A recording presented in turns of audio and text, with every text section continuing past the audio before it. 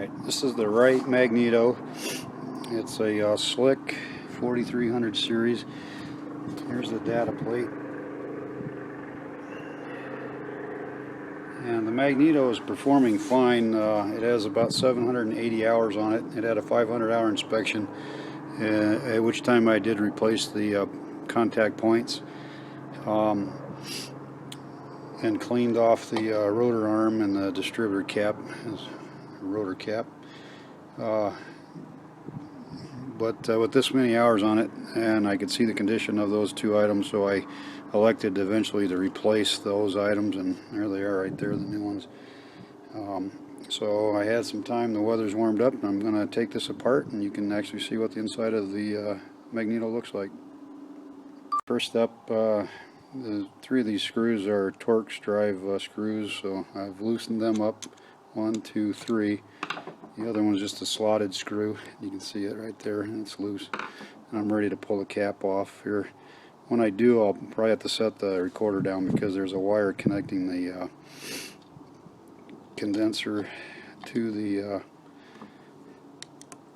magneto itself, to the points. So here, I'll take that, make sure it's all loose. Okay. And you can see the wire right there, so I'm going to take that loose. Okay, I disconnected the terminal end from the condenser. There's the contact points right there. There's the condenser wire. You have to make sure you put that back on when we put it back together. While I have it apart, I am going to check the E-gap, even though I just did that, I think, on the last annual. And I'm going to replace this distributor. In the automotive world, you call it distributor cap, distributor block, and the rotor gear. And I'll have those off here in just a second. You can take a look. They come off pretty easily. Always use a manual. I have a manual out, and I follow the manual step by step, even though I've done this before. And so I'm going to take this loose, and it goes back on a certain way, so you have to remember which way you took it off. Loosen these screws right here. Oops. And this one here. Slides right up off the magneto. Set that down. I'll just take a general look at the general condition.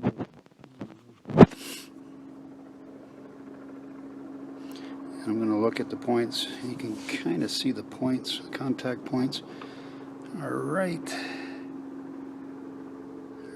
there. Tough to see, but anyway, I'm going to look at the general condition of the points, and I'm going to check the E-gap again, make sure that it's all correct.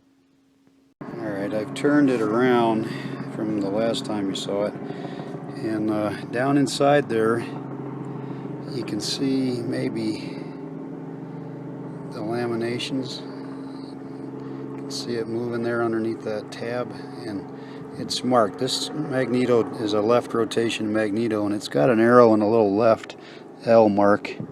There's a slot right in there, and I'm going to set this E-gap tool right in that slot. Alright, here's the E-gap tool. Pretty simple tool, and it's made, and they're pretty cheap. You can buy them from Spruce for about $7 or $8. A lot of times shops have them around, just laying around.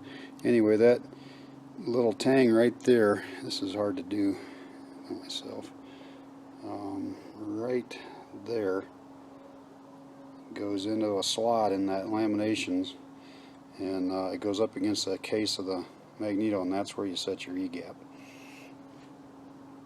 Okay, there's the E-gap tool, and it's in the slot for left-hand rotation, and it's up against the case of the magnetos. So now I'm going to hook up my buzz box, and I'm going to check to make sure that the points open and close at the correct time. And it's hard for me to demonstrate that and hold the camera at the same time, but anyway, that's what I'm doing here.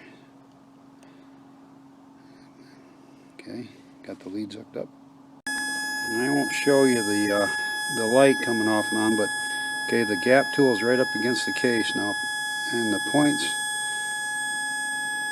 are closed. and it's just a little tiny bit off. You hear that? That's up against the case. There it is. So it's just a tiny bit off. So I'm going to make a little bit of an adjustment. And I'm not going to explain to you how you do that, but basically I'm going to loosen up the adjusting screw and I'm going to move the points so that they are closing right at the point that this E-gap tool hits the case, and then they'll be exactly right on. The airplane will run fine the way it is, but I'm going to set it perfectly since I have it open. Made the adjustment, and you can see if I just barely come off the case. Yep. Anyway, it's set perfect. And like I said, the way you do it is you loosen up this adjustment fold down screw right here, and you can put your flat screwdriver in there and adjust the point gap. And once you get it set, then you firmly tighten down the fold down screw, and it should be set pretty darn good.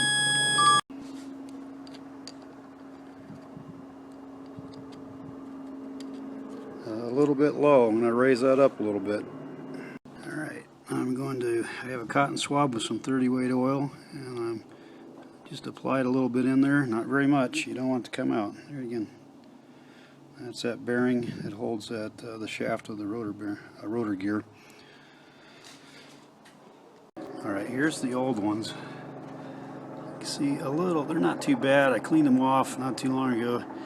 Carbon buildup was on there. Here's the rotor gear. It's what looks the worst. You can see the carbon buildup on it. Here's what the new one looks like. Nice and clean, no carbon buildup. There's the rotor gear. So I'm going to put that all back in there. Here's a distributor block. There's a little where you at bearing that I just lubricated. There's the old one.